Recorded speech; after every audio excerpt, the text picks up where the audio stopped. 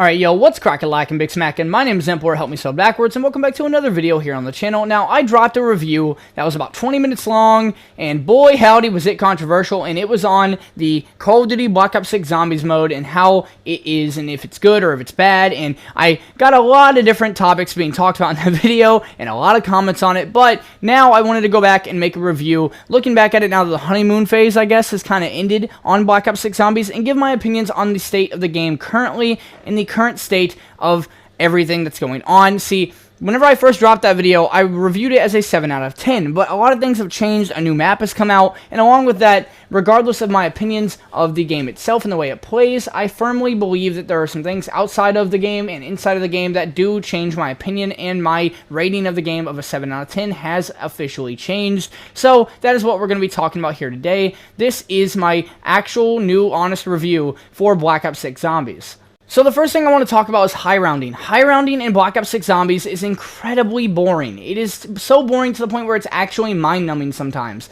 The best strategy I found on Citadel Day More is literally, if you're playing co-op, at least sit in this corner in this bar and just melee at all times, constantly. It is a boring strategy where you just sit there and you're basically mostly AFK. That is a boring strategy. And you could say, well, just train and try to survive and play it like normal, but that takes incredibly long. Maps like Terminus didn't hit the round cap of round 999 until players like Starkly and Decal actually started doing it, and they spent around 100 plus hours each in the game doing it, and they were doing a camping strat where they were being very, very, very fast and efficient.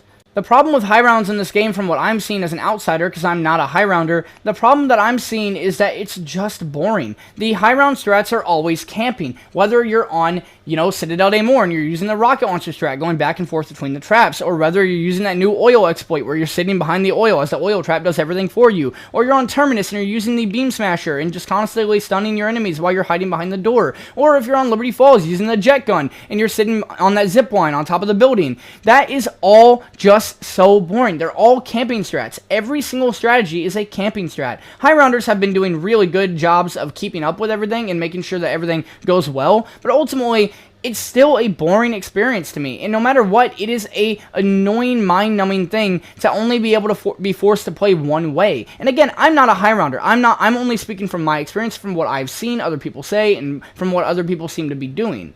But just spamming mutant injections, or standing in a corner meleeing, or doing anything like that just seems like such a boring strat, and it seems like it takes a lot of the fun out of zombies, and it also seems like it takes a lot of the actual strategies that you could use in previous games out of zombies. A lot of the strategies like training strats, or different wonder weapons to use, or, using traps and stuff, are no longer viable, and usually don't work past round 150. Nowadays, it seems to be that your main strategy is just find a way to camp and camp.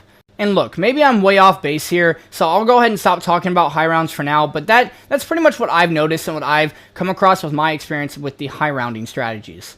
The next thing I want to talk about is speedrunning, because speedrunners have been finding amazing ways to make the Easter eggs even faster and faster and faster every single map that comes out, and it's been a great time to watch. For the first time, speedrunning seems like it's a really popular category in the COD Zombies niche, and along with that, high rounding does too, but it seems like speedrunners are getting screwed over every single update. Every single time they go to do the patch notes, it's always patching something that speedrunners have found that helps them increase and optimize their run. Why? They're not fixing game-breaking bugs that are in the game that are ruining the game, but they will fix that. I literally had a game earlier where I crashed and fell under the map, and whenever I fell under the map, I just died, and I was doing a high round. I was doing a high round run, and we were in the strategy, we were doing the melee, and it just stopped working because I went under the map, was taking damage, and next thing you know, I was dead.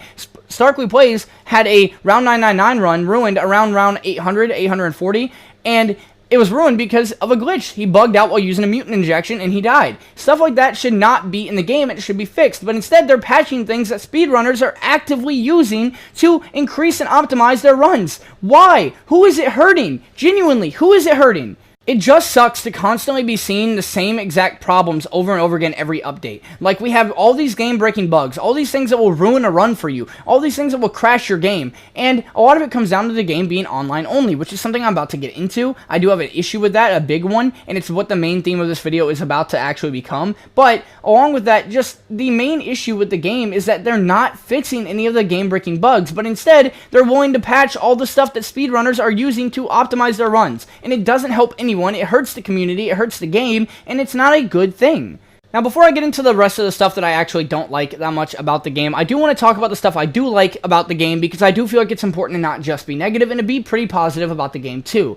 To be positive about the game, I really like the Easter eggs in the main quest. Granted, they are a little too short on every map. I do feel like Citadel de Moor's main quest is the best one yet out of the 3, and I think it's probably the best main quest and best map since Black Ops 4, so over the last 8 to 9 years. But the problem I have with the Citadel de Moor main quest is it's just short. It feels like every single map is so short, and it's because they wanted to do directed mode. And directed mode was a good idea at first, I thought. The main issue I have with directed mode is, while it's good, yes, it limits what we can get out of an Easter egg. It limits what we can get out of a hardcore quest, because as all the hardcore players are trying to do the Easter egg, we solve it within one day, within a few hours. I mean, Liberty Falls was solved within a couple hours of the game dropping, and Citadel de Moor and Terminus were solved both day one, and it feels like the quests, while yes, they're getting better, they just keep getting to a point where it has to be able to fit in the directed mode. They have to be able to explain it, and that is a problem. That is not a good way to run a quest, because the people who actually want to do the Easter eggs, the people who enjoy doing Easter eggs, the Easter egg side of the community, the people who want to get the story out of the Easter eggs and want to work for it and want to actually have a challenge, don't get that experience. And it doesn't matter how you look at it, it's because they are wanting to make it easier for casuals. And I get it, you want to make it more accessible with the directed mode, but that's fine. At least add another main quest or something, or another Easter egg into the map to make it more accessible, while also making hardcore fans have something to grind for. And I understand that maybe that's a little bit too much to ask for, but I just don't think the main quests have been too up to par. But I do enjoy the main quests. I think that they are really good. I think Citadel is a really good main quest with a lot of fun to it and a lot of cool story implements. And I actually do like the story of the game quite a bit so far. I think the story and the lore has been good. There's some inconsistencies that I have a problem with, don't get me wrong. But I think that the story and the Easter eggs have been good. The main quests have been good. And I think that for the most part, the maps have all been good. I think the maps are really fun times. I think Terminus uses a lot of wasted space, but other than that, it's a good map with really, really good atmosphere. And I think that Liberty Falls is a good casual map that actually has an Easter egg to grind for if you wanted to, but it's also just really good for camos and the casual experience and the more accessible experience. And then Citadel de Moor feels like more of an actual zombies map. And I'm telling you, if you saw Citadel de Moor or Terminus on a BO3 game or a BO4 game, I think they'd be a lot more well received and they'd be a lot more liked. Granted, I don't think they're top maps of all time, but I do think that they are good maps, and you know, they hold their own against a lot of other maps in this series and in the genre. I like the inclusion of Gobblegums and the way the Gobblegums were added. I think that the Gobblegums, if you're going to bring them back, were added in the best way they could be. I don't think that gambling Liquid Divinium is a good thing, ever. I don't like pay-to-win gotcha strategies for games, and I really didn't like the Liquid Divinium way of getting Gobblegums back in BO3. And I really like the fact that you earn Gobblegums in this, and if you do decide to pay for a bundle to get Gobblegums, you know, which to each their own, if you do decide to get one, you're getting guaranteed whatever it is you actually want. If you buy the Ultra Pack, you're going to get Ultra Gobblegums. If you buy the Der Wonder Pack, the new one, you're going to get 3 of each Ultra Gobblegum. That's good. That is a good thing. That's better than gambling money at the chance of getting one. So I do like that as well. I don't hate the armor system. I genuinely think it's a pretty alright way to add skill to the game. Granted, I don't think it's better than the shield system. Shield system will always be better in my opinion. I don't think they've made a single armor plate system that has been better, but it's definitely better than it was in Cold War, and it's definitely a step up. And you could look at that as, oh, that's not saying much, but sure, but we're still getting a step up, a step in the right direction, and that is a good thing. I do like the manually plating armor more than I do the auto-plating armor in Cold War. I genuinely think that that's a better experience and makes for a better, more challenging experience for most players. I like the perk system a lot. I like that you have to spend more money every time you buy a perk, making you be more incentivized to choose your perks more wisely. Granted, I don't like the lack of a perk limit, but if you're going to have a lack of a perk limit, I like the way the perk system is. I liked it in Cold War. I like it in this game. I don't have a problem with the perk system that much, other than I do wish there was a perk limit, but I get why there isn't. That being said, with the perk limit, I do think that it makes the Perkaholic Gobblegum a little redundant, as you can just get to round 25 and then use the Wonder Fizz at any point. And that's another thing. I don't like the Wonder Fizz in this game. I didn't like it in Cold War. I don't like that you can just get a Perkaholic for free by round 25 instantly. I mean, it's not for free. You're spending money. I get that. But it's just the fact that in older games, you had to actually choose your perks well. That being said, I understand that that's how you made your builds back then, and now you make the builds through the augments and stuff like that. I actually do like the augment system quite a lot, and I think the augment system is really good, and the augment system is something that needed to be added. It was better than the Ethereum Crystal upgrade in Cold War, and again, it is, once again, a step in the right direction, a step forward. However, there are some things I don't like, and again, I just need to point out these mini-boss spam is insane. And I understand they've made it better, I get that. However, the problem is that, even with that, I don't like the reuse of enemies. And I mentioned this in the last video. Why has the Mangors come back every map, like every game? Why? We had them in Garage Karovi, we had them in Cold War, Firebase Z, you know, then we had them in Outbreak, then we had them in MWZ, then we had them in Terminus and Liberty Falls. Same with the Abominations, we had them a lot too, from the Margwas to the Abominations, to the Mega Abominations, now back to the Abominations, and now the Amalgams are in Citadel de Mor, even though they were just in this game on Terminus. They don't have any reason to be here, in my opinion. And sure, you can make the argument, well, that's because the zombies evolve. Zombies evolve into vermin. Vermin evolve into the parasites. Parasites evolve into Doppelgas, and Doppelgas evolve into Amalgams. But even then, lore-wise, that doesn't make any sense, because the Amalgams were supposedly a thing that were a test subject, something experimented on, at Terminus Island. So why are Doppelgas evolving into something that is supposed to be human test subjects being experimented on? I'm sorry? Maybe I'm misunderstanding the lore here, right? Maybe I am. But even their in-game reason for Amalgams being in this map doesn't seem to make sense to me.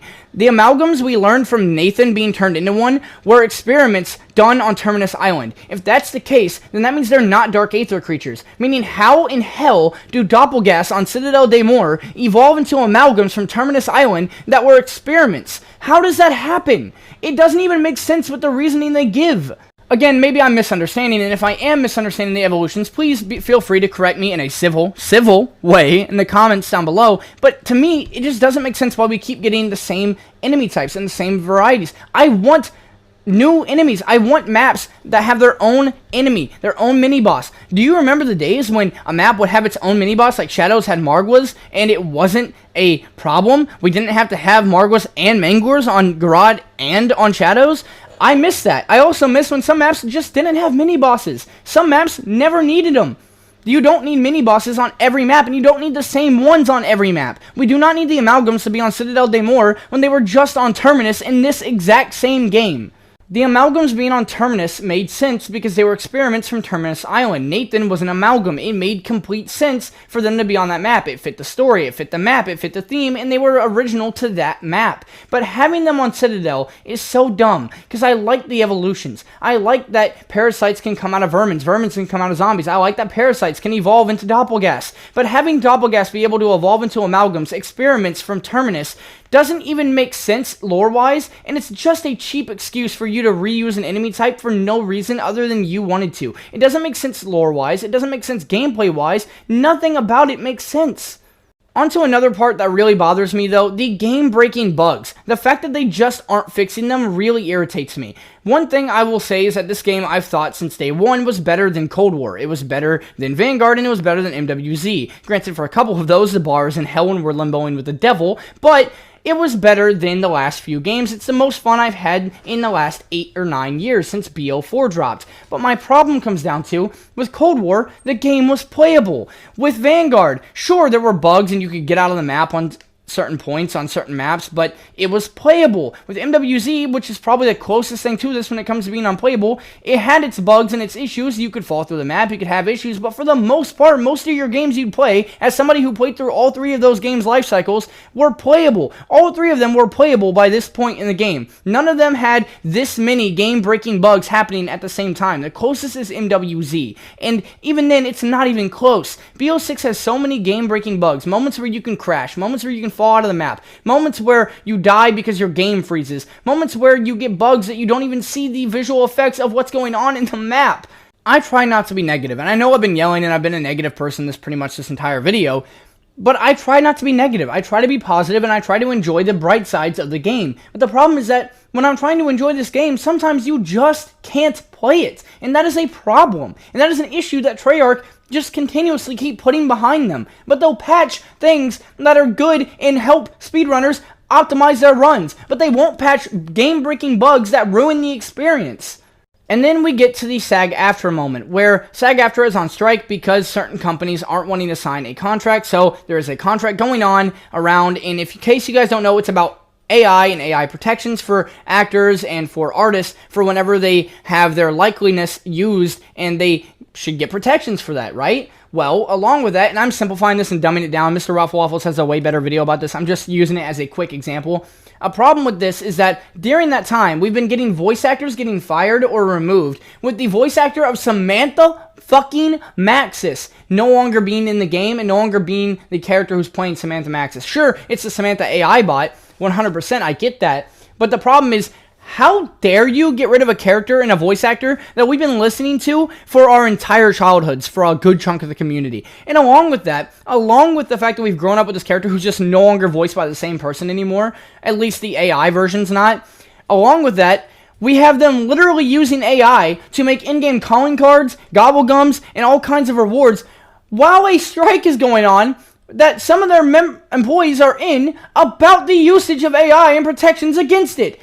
Are you serious right now? I want to enjoy this game, but they are making it, both inside the game and outside of the game, increasingly more and more difficult and harder to actually enjoy Black Ops 6, knowing all of the horrible shit going on, and knowing that at any moment my game could break and freeze and I could just die and lose a Perkaholic in the middle of a boss fight run. Or maybe I'm in the middle of the boss fight in Citadel Day More and I can't revive my teammates. Game-breaking bugs like this ruin an experience and ruin the game itself. And it sucks because I want to enjoy this game. But between the SAG-AFTRA strike and the voice actors being moved or fired and the usage of AI and calling cards and rewards and Gobblegums and the punishing speedrunners for optimizing their run in the best way possible and doing things that just don't hurt anybody but changing them for no reason whatsoever, and along with that, reusing enemies for no reason whatsoever when that was already an issue I had in my first review of the game.